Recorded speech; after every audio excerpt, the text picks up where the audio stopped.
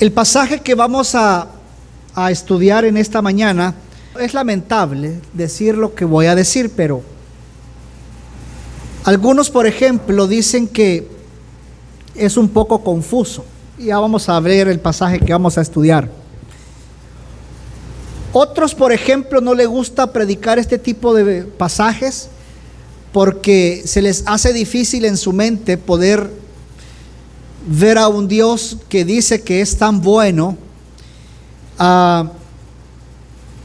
pero a la vez, ¿cómo puede ser que ese Dios sea tan bueno y amoroso, sea un Dios airado?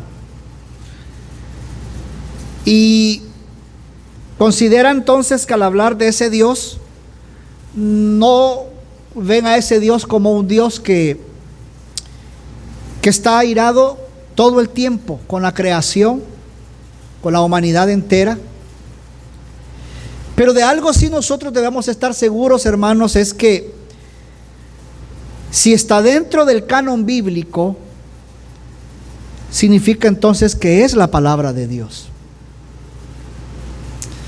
Ahora bien, el pasaje que vamos a estudiar en esta mañana tiene mucho, pero mucho que ver con el carácter de Dios y de los atributos de Él. Si bien es cierto, hermanos, este libro pertenece a la categoría de los profetas, en donde el llamado de ellos claramente lo vemos, que era el presentar el mensaje dado por Dios. Pero también no vamos a obviar que presentaban a Dios en sus diferentes atributos. Pero en este caso, el pasaje que vamos a estudiar en esta mañana, en este caso, el pasaje que vamos a ver se encuentra en el libro de Nahum. Este personaje, claramente nos damos cuenta que fue alguien enviado por Dios para poder presentarlo como el Dios airado. Es por eso, hermanos, que en este libro, si usted lo lee, de hecho lo invito a que lo lea, no es tan grande en lectura. El libro de Nahum lo que hace es recordarnos que nuestro Dios, hermanos, es Rey de reyes y Señor de señores, y que por lo tanto ni naciones, ni pueblos, ni la humanidad deben actuar fuera de la providencia divina de Dios, y que por lo tanto Dios siempre está y estará en control de todo. El pasaje, hermanos, para que lo podamos entender y tener, mejor dicho, como un mejor panorama, rápidamente daré un breve contexto del libro de Nahum.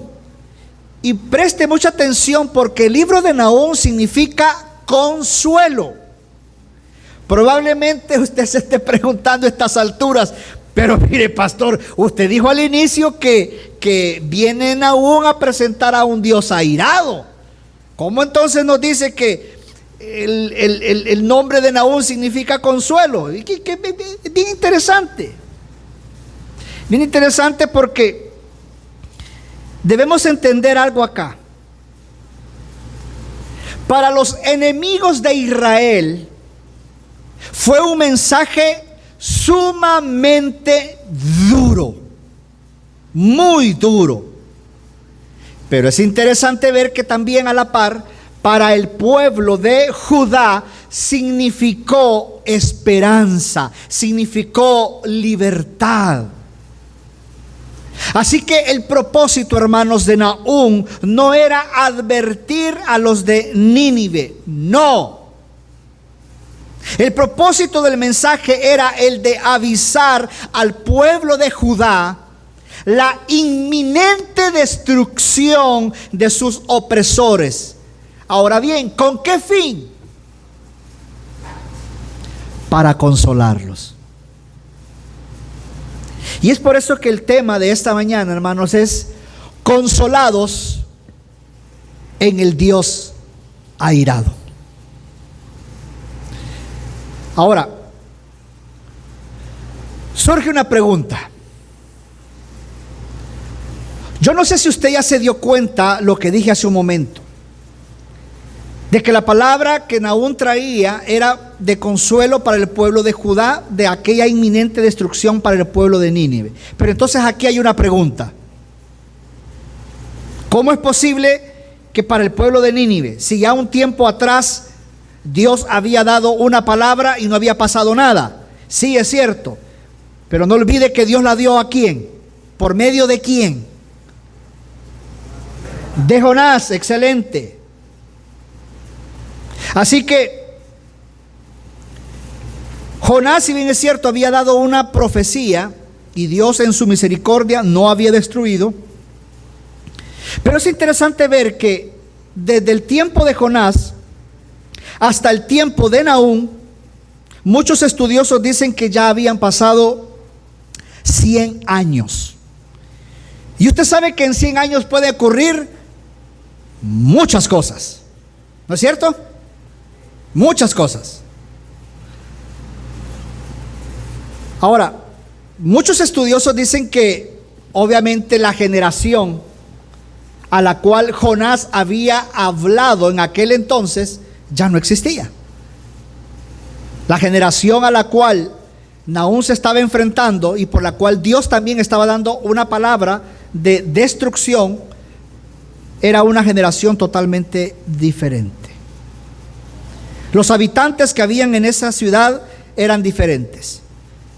Los habitantes que habían en ese momento no tenía nada que ver con los compromisos que el rey anterior ya había hecho en aquel entonces.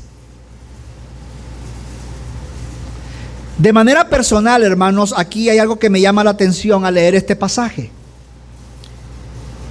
Es ver a un Dios paciente. De hecho, más adelante lo vamos a ver. ¿Y por qué digo esto, hermanos?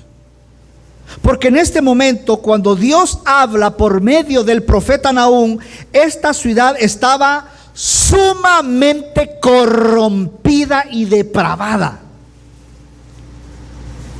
Vamos al primer versículo. Nahum capítulo 1 versículo 1 dice: profecía sobre Nínive. Libro de la visión de Nahum de Elcos. Aquí en este primer versículo no me voy a detener mucho, pero sí hay tres cosas importantes que quiero mencionar y rápido las diré. Número uno, la palabra profecía. Esta palabra profecía está enfocada más en el contenido de lo duro o gravoso del juicio. Cada vez que se escuchaba esto era de un contenido duro y un contenido gravoso, fuerte, de juicio. La palabra visión, esta palabra, hermano, está más relacionada con ese proceso por el cual Dios siempre se comunica de manera interna con el profeta. Es decir, Dios habló por medio de una visión, ¿a quién? Al profeta Nahum. Ok. Y en tercer lugar, el nombre Nahum. La Biblia no da más detalles, pero sí es importante que solamente dice que era de Elcos, una ciudad. Ok. Luego, en los versículos 2 y 3, la primera parte, aquí vamos a ver algo, hermanos, a Dios en todo el esplendor de su naturaleza. Vamos a la Biblia y veamos qué nos dice. Dios celoso y vengador es el Señor. Dice, es el Señor e irascible. El Señor se venga de sus adversarios y guarda rencor a sus enemigos. El Señor es lento para la ira y grande en misericordia. Y grande también, en algunas versiones dice ahí, en poder. Y esta palabra la vamos a ver más adelante porque es bien importante. Y ciertamente el Señor no dejará impune al culpable. Hermanos, lo que Nahum viene a hacer aquí es primero a mostrarle al pueblo de Judá quién es Dios. ¿Pero por qué, pastor? Porque mire, recuerde que Nínive anteriormente ya había sido perdonada por Dios. Por eso es interesante ver que incluso, hermanos, en el versículo 2, Nahum, si usted mira las pantallas, Nahum recuerda algo que ya había dicho el Señor a Moisés allá en el libro de Éxodo, capítulo 34, versículos 6 y 7. Sé que no está en pantallas, pero permítame leérselo. ¿Se acuerda usted, hermanos, cuando Moisés le pide a Dios que le muestre su gloria? ¿Se acuerda usted de eso? ¿Se acuerda cuando Moisés le dice eso a Dios? Pero Dios hace todo lo contrario, porque Dios lo que hace es mostrarle su bondad. Dice la Biblia: entonces pasó el Señor por delante de él y proclamó: el Señor, Dios compasivo y clemente, lento para la ira y abundante en misericordia y fidelidad, el que guarda misericordia a millares, el que perdona la iniquidad, la transgresión y el pecado, y que no tendrá por inocente al culpable, el que castiga la iniquidad de los padres sobre los hijos y sobre los hijos de los hijos hasta la tercera y cuarta generación. Ahora bien, siguiendo con el mismo pasaje de Nahum, algo que llama la atención en estos versículos leídos hasta este momento es que podríamos decir que el enfoque o énfasis lo encontramos cuando dice que no dejará impune al culpable. Y es que, mire, hermanos, es por esa razón, lo decía al inicio, es por eso que es lamentable que hoy en día, hermanos, ver muchas iglesias llamándose cristianas no hablan de estos temas. Y vea, hermanos, esto está en la Biblia. Esto está en la Biblia. Se nos hace fácil hablar de temas como el amor, temas como la bondad, temas como la misericordia de Dios. Sí. Y yo no digo que está mal, claro que sí, hay que hacerlo. Temas como el favor de Dios, sí, hay que hacerlo. Yo no estoy diciendo, hermanos, que está mal hablar de eso. No, al contrario, porque también lo encontramos en la Biblia.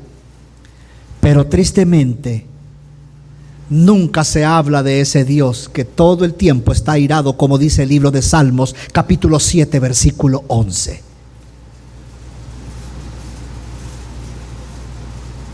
Ahora bien, para poder conocer un poco más de estos versículos que estamos hablando, hermanos, yo considero que sí es importante que mencionemos que el profeta, escuche bien, él no está presentando a un Dios engreído. El profeta Nahum no está presentando a un Dios caprichoso. Al contrario, lo que está recordando a Judá es sobre la santidad de Dios, que si bien es cierto, es un Dios celoso, vengador, que se venga de sus adversarios, pero también, hermanos, les habla de un Dios que es lento para la ira y grande misericordia. Y vea, Nahum no le está hablando de un Dios débil, no, hermano, de un Dios que se hace, por ejemplo, el desentendido, de un Dios que es debilucho. No, hermanos, no. Porque si usted se da cuenta, en el mismo versículo más adelante dice que es un Dios de gran poder. Pero vea qué interesante que lo que el profeta Nahum viene a hacer acá es a recordarle el tema de la santidad de Dios. Que si bien es cierto, como ya dije, Dios se venga, es un Dios vengador, castiga a sus adversarios, pero también cuida de los suyos, pero recordándoles que deben de vivir en santidad. Y esto nos habla mucho a nosotros, hermanos, varones de gracia sobre gracia popa, nos habla mucho sobre esto. ¿Somos santos en Él? Sí. 1 Corintios 1:30. ¿Hemos sido justificados, santificados, redimidos por Él? Sí. Pero no olvidemos que el tema de la santidad es un tema que debemos de vivir a diario. Lo que muchos llaman, los teólogos, la santidad progresiva. Es decir, algo que debemos de vivir en el día a día. En los negocios que tú haces, en la empresa, los subordinados que están debajo de ti, en el hogar. ¿Cómo cuidas tus finanzas? ¿Cómo cuidas tu sexualidad? La santidad de Dios todo el tiempo, hermanos. Y es que a mí en lo personal este detalle me llamó mucho la atención. Porque como ya lo dije y lo digo al buen salvadoreño, aquí no es que Dios se hace el del ojo pacho, hermanos. No, lo que Nahum les está diciendo es que aunque están siendo, escuche bien, atribulados, vituperados, están siendo atacados, Él, nuestro Dios, pagará con justa razón a aquellos que les hicieron incluso estar haciendo mal. ¿Y por qué digo esto? Porque en el contexto de este libro, la ciudad, hermanos, era sumamente malvada. Eran unos sanguinarios. Eran malvados. ¿Usted ha visto la película de 300? ¿Ha podido ver la película de 300? Eso no es nada, hermano. ¿Usted ha visto desde que comienza hasta que termina pura sangre? La serie de los vikingos, ¿usted no la ha visto? ¿No? Pura sangre. Pues eso no es nada lo que estaba pasando ahí.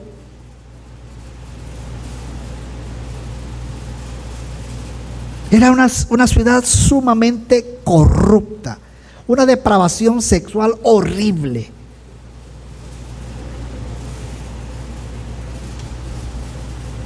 Y es que mire, mi familia hermosa, hombres que están acá,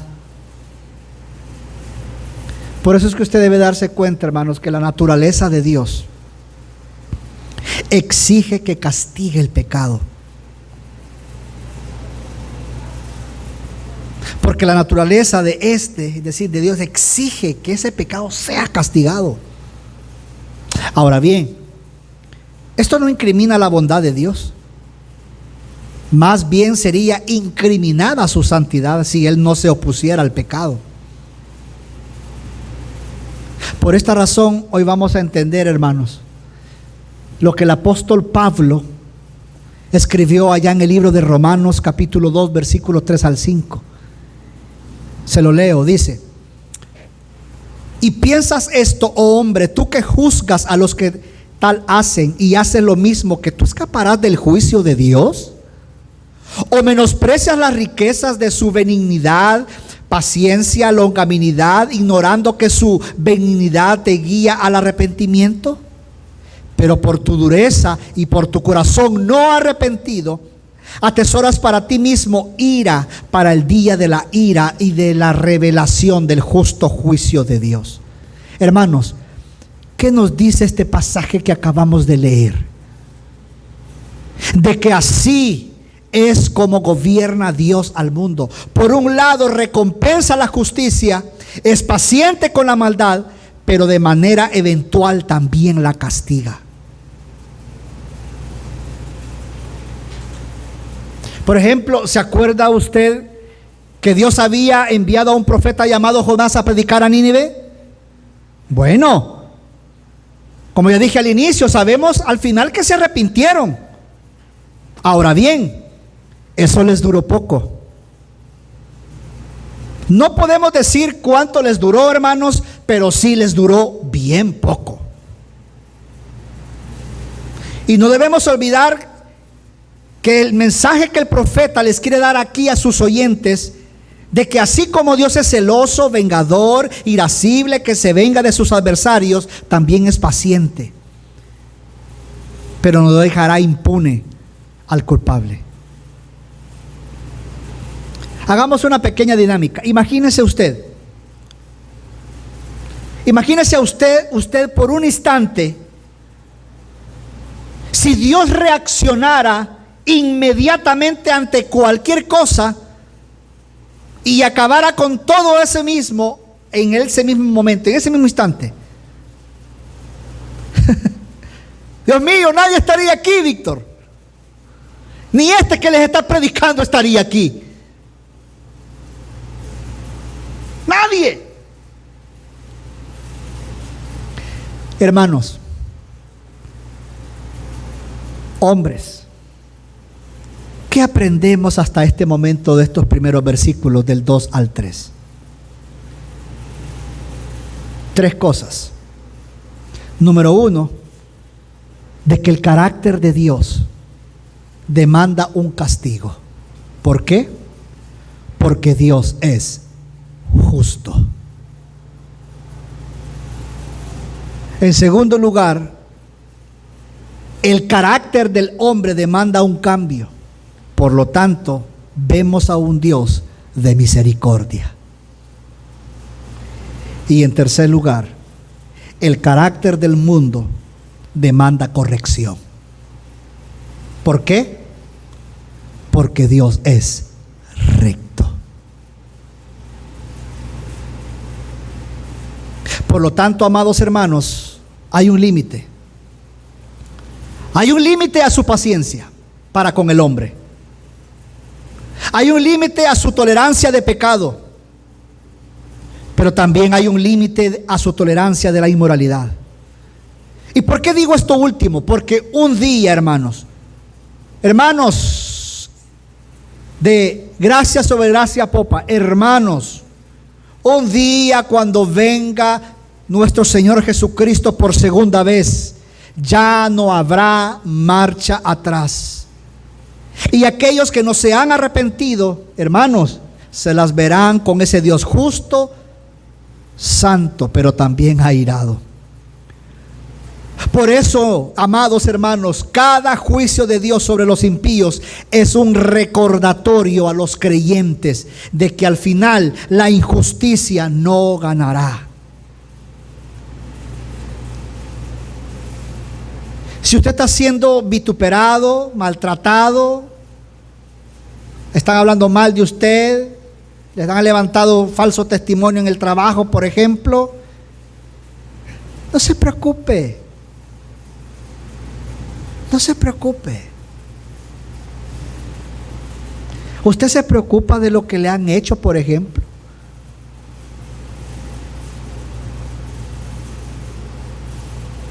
¿Usted se preocupa de eso? ¿Usted pasa maquinando en su mente cómo va a hacer que se va a vengar de ese que le hizo mal?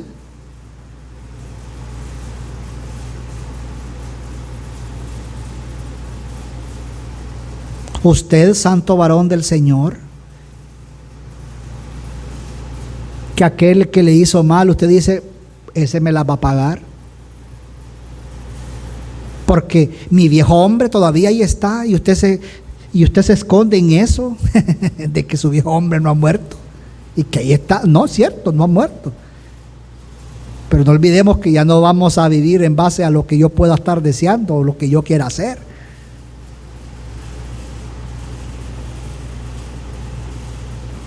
Pero qué hermoso que el pasaje continúa hablándonos, porque del mismo versículo 3, la segunda parte, hasta el versículo 6, hermanos, vamos a ver el gran poder de Dios. Y vaya conmigo a la Biblia para ir avanzando.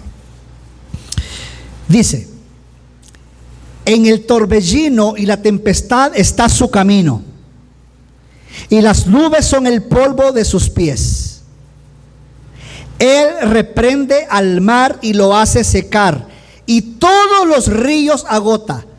Languidecen Basán y el Carmelo, y las flores del Líbano se marchitan. Los montes tiemblan ante él y los collados se derriten. Sí, en su presencia se levanta la tierra, el mundo y todos los que en él habitan. En presencia de su indignación, ¿quién resistirá? ¿Quién se mantendrá en pie ante el ardor de su ira? Su furor se derrama como fuego y las rocas se despedazan ante él. Hermanos, Nahum, luego de hablar, escuche bien, ¿quién es Dios en toda su naturaleza? Viene entonces y habla de ese Dios que controla absolutamente todo.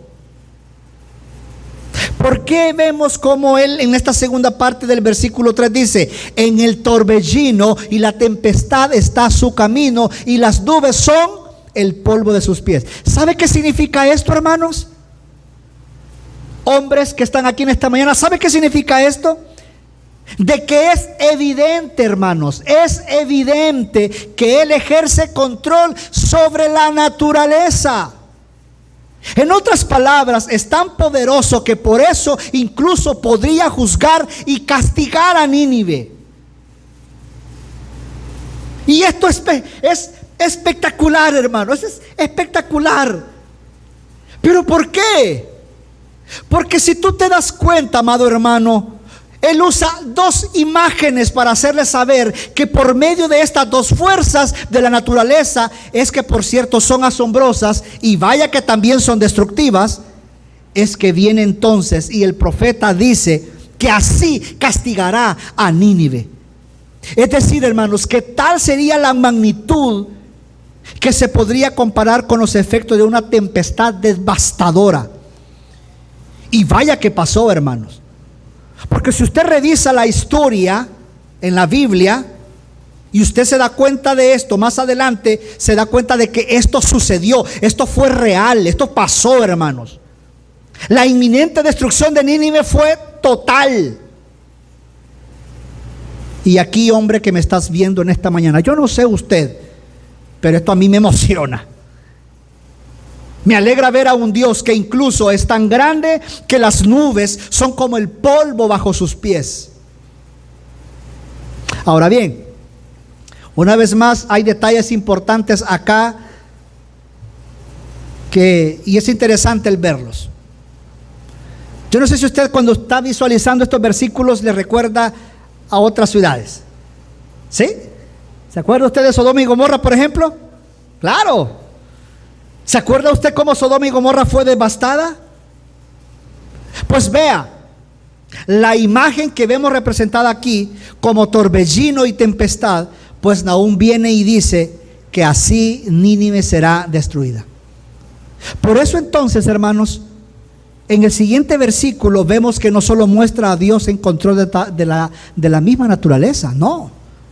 Incluso vemos que está por encima de ello, es decir, que la domina. Pero no solo eso, mis amados, sino que también, vea, le obedece. Qué interesante el lenguaje usado acá que vemos, porque refleja la interacción de Dios por medio del caos representado por el mar. Porque dice el versículo 4, reprende al mar. Hermanos, esto me recordó lo que pasó también allá en el Éxodo. ¿Se acuerda? Que es lo mismo que hizo Dios con el mar rojo. Lo hizo para poder librar a los israelitas, para que ellos pasaran. Hermanos, qué interesante que Nahum viene entonces y les recuerda a los de Judá ese Dios todopoderoso.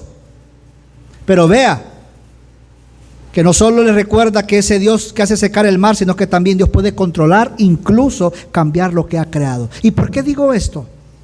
Porque así como reprende al mar o ríos y hace que se sequen, lo mismo hace con la vegetación. ¿Sabe qué nos da a entender esto, hermanos? Que mi Dios, su Dios, también es dueño y Señor de todo.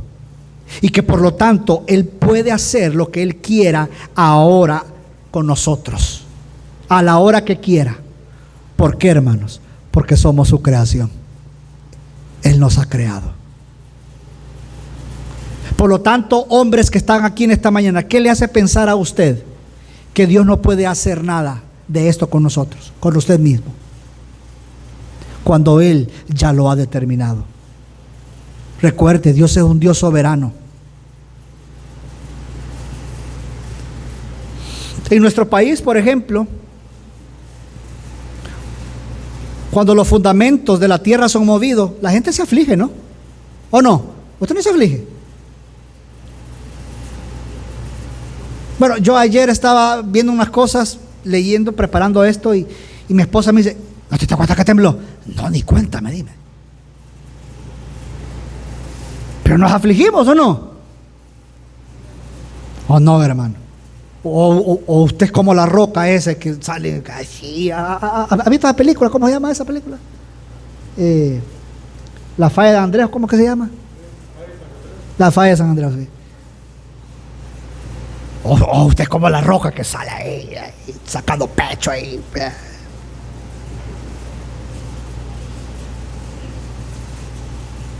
Se aflige, nos preocupamos. Muchos se descontrolan. Hermanos, ahora imagínense cómo fue la destrucción de Nínive. Devastado por completo. Ahora bien, esto no termina aquí, porque el versículo 5, hermanos, continúa con la misma idea. Solo que aquí, hermanos, aparece un nuevo elemento. ¿Quién es? La humanidad. Es decir, los hombres, porque resulta ser que ellos también son objeto de la ira de Dios. Por eso dice: en su presencia se levanta la tierra y el mundo y todos los que en él habitan. ¿Sabes qué nos da a entender esto, iglesia? Hombres que están aquí, ¿sabe qué nos da a entender esto? De que así como Dios domina la naturaleza y esta misma naturaleza se somete a él, de la misma manera también los seres humanos somos dominados por nuestro Dios creador. Por esa razón, hombres, es que ante esto, ¿sabes cómo nos vemos? Completamente débiles, inservibles. ¿Sabes qué significa esto? Esto que hemos leído de los versículos 4 y 5, que cuando la ira de Dios, hermanos, cuando la ira de Dios es desatada, nadie, absolutamente nadie queda libre o exento de ella. Incluso, hermanos, esos que hoy en día se hacen llamar reyes, presidentes o los poderosos de este mundo, nadie, hermanos, nadie quedará libre. Y eso es lo que viene a recordarles Nahum.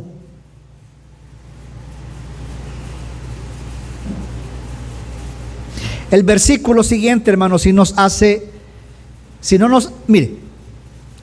nos hace a nosotros ser conscientes de quiénes somos, hermanos, delante de Dios, es decir, que no somos nada, wow. Déjame decirte entonces que hay un alto grado de arrogancia y altivez, que por supuesto también déjame decirte que tarde o temprano te enfrentarás a ese Dios grande y todopoderoso. ¿Y por qué digo esto? Pastor, ¿usted por qué nos está diciendo eso? Porque mira, eso es específicamente lo que pasa cuando no conocemos a ese Dios justo, santo, irado. Mira lo que dice el versículo 6: en presencia de su indignación, ¿quién resistirá? ¿Quién se mantendrá en pie ante el ardor de su ira? Su furor se derrama como fuego y las rocas se despedazan ante él. Hermanos, ¿sabe qué significa esto? Nadie podrá soportar el castigo de Dios. Nadie.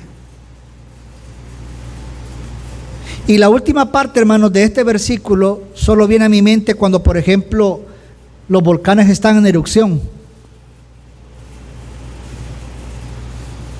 Yo no sé, a mí me gusta ser bien observativo.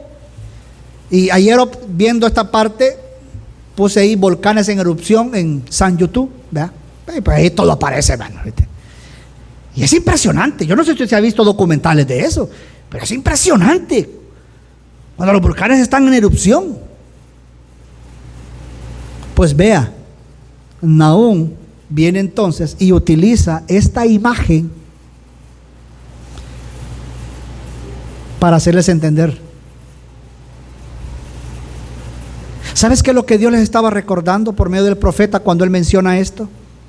De que así como el furor se derrama como el fuego y que las rocas se despedazan ante él, asimismo haría con Nínive.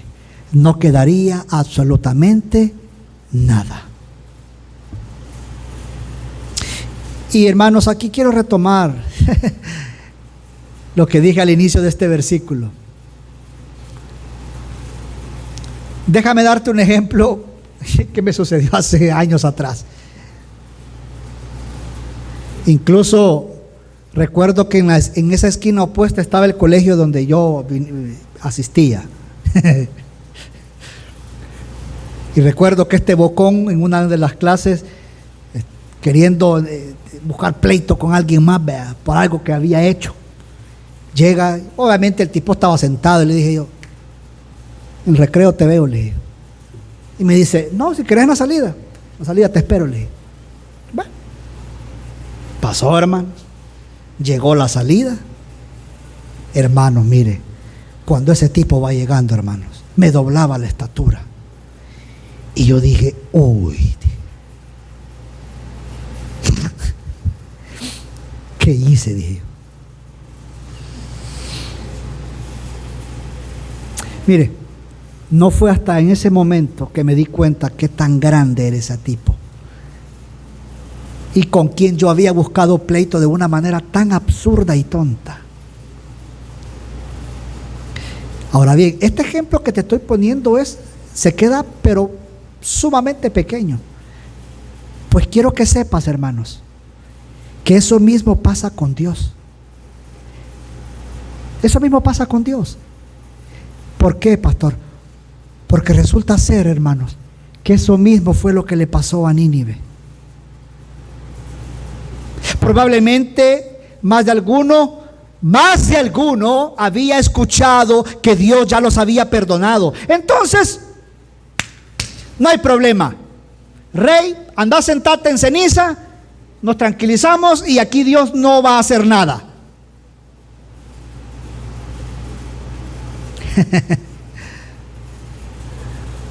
¿Cuántos de nosotros como hombres pensamos así? ¿Va, Manuel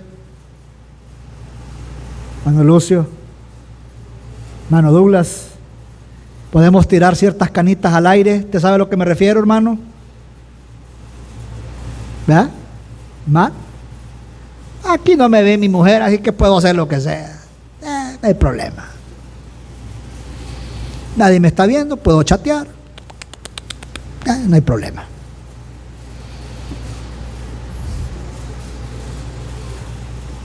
De todos modos, estamos en el tiempo de la gracia. No hay problema, ¿verdad? Hago mis chunchullos debajo de la mesa, no hay problema. ¿Verdad? No pasa nada. ¿Cuántos actuamos de esa manera como el pueblo de Nínive? No pasa nada. No sé si tú me estás entendiendo la razón de todo esto, porque Nahum viene y nos habla a nosotros también en esta mañana, hermanos. Un día, tú y yo nos vamos a ver enfrentados cara a cara ante ese Dios. Segundo de Corintios capítulo 5 versículo 9 y 10. Específicamente el versículo 10 dice de que todos vamos a compadecer ante Él y vamos a dar resultados, vamos a responder ante aquellas cosas buenas o malas, buenas o malas, pero todos vamos a compadecer ante el tribunal de Cristo. Por eso es que a mí, de manera personal, hermanos, y lo digo con mucho respeto, a mí incluso me da risa aquellos que dicen, es más, ¿saben qué? Yo por eso hoy le he prometido al Señor dar, ofrendar y diezmar. Hermanos, ¿cómo que tú puedes comprar a Dios con eso? No, hermano, no pienses eso. Por eso ves, hermanos, qué importante es que hoy en día la iglesia de Jesucristo no deje de hablar de este Dios que sí aparece en la Biblia. Recuerde, Dios es justo y Él siempre obra en consecuencia. Pero que es triste es ver que existen personas que piensen que pueden evadir el juicio de Dios. Pues bien, hermanos, las preguntas que aquí aparecen van dirigidas a este tipo de personas. ¿Y cuál es la respuesta, hermano? Nadie podrá escapar. Iglesia de Jesucristo, hombres de gracia sobre gracia popa, ¿te gusta esta enseñanza? Pues yo esperaría que sí, hermanos. Porque en muchas iglesias no les gusta hablar de esto. Es más, yo esperaría que no te enojes. Al contrario, que esta enseñanza, hermano, nos haga entender, nos haga temerle, nos haga amarle y darle gracias a Dios. Y usted estará diciendo, pero pastor, ¿por qué tengo que darle gracias a Dios? Sí, hermanos, porque para nosotros los cristianos esta es una buena noticia. Gloria a Dios por eso, porque esta es una buena noticia para los hombres de gracia sobre gracia, Popa, en esta mañana. Pastor, pero yo creo que usted anda mal. Yo creo que no ha desayunado, ¿verdad? No, tiene razón, no he desayunado. Pero no estoy hablando de incoherencias, hermanos. Claro que no.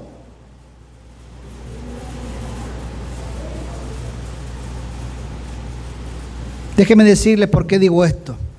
Porque como ya lo dije antes, estas verdades deben de servir de gran aliento, hermanos, para nosotros los cristianos. Pues resulta que la ira que estaba sobre nosotros, presta atención a esto, iglesia, por favor. La ira que estaba sobre nosotros, Cristo la llevó.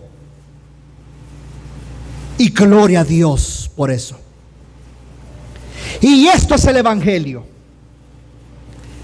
Cristo en la cruz la llevó. Por eso entonces podemos decir, como dijo el apóstol Pablo allá en Romanos 8:31, si Dios es por nosotros, ¿quién contra nosotros? Ahora, ¿por qué hice todo este recorrido? ¿Por qué hice toda esta explicación histórica? Para poder comparar la vida de muchos de nosotros, que pareciera que nunca vamos a tener que ser enfrentados con Dios. Hemos cometido con codicia, con voracidad, con concupiscencia muchos pecados. Y Dios no hace nada.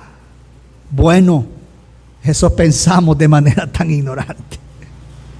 Eso es lo que creemos nosotros. Nínive pensó lo mismo, hermanos. Y 20 años después de la profecía de Nahum, la destrucción se cumplió.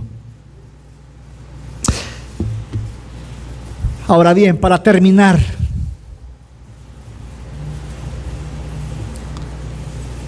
hay una luz. Sí, porque el siguiente versículo es como esa luz, hermanos. Esa lucecita que brilla allá en la oscuridad y nos da aliento, nos da esperanza y nos da consuelo. ¿Recuerda el significado de Nahum? ¿Recuerda el significado de Nahum, hermanos? ¿Cuál es el significado de su nombre? ¿Cómo? Consuelo. Pues bien, aquí es donde vemos que el profeta hace honor a su nombre. ¿Por qué? Porque si por un lado habla de cómo sería la destrucción de Nínive, por otro lado vemos esas hermosas palabras de consuelo para el pueblo de Judá. El Señor es duro, severo, airado, vengador para con sus adversarios, pero hermano, el Señor también es bondadoso para con los suyos. Y eso es lo que vemos en el versículo 7 para terminar. El Señor cuida de los suyos. Vaya conmigo al versículo 7 y terminamos. Bueno es el Señor, una fortaleza en el día de la angustia, y conoce a los que en Él se refugian. Mire, hermanos, si se da cuenta, el profeta cambió el tono. Así por así lo cambió. De una manera abrupta, lo cambió rápido. Nahum venía haciendo énfasis en el poder de Dios y de cómo sería la destrucción. Pero vea qué hermoso, porque aquí en el versículo 7 se vuelve a un pensamiento más consolador. Porque entonces viene y proclama y dice: bueno es el Señor. Y no solo dice eso, sino que dice también: y conoce a los que en Él se refugian.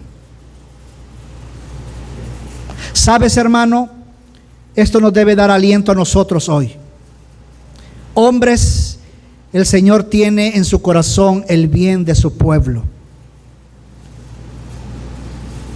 Y es que a pesar de que Dios está airado y es poderoso para castigar a los que se oponen a Él, Él es bueno.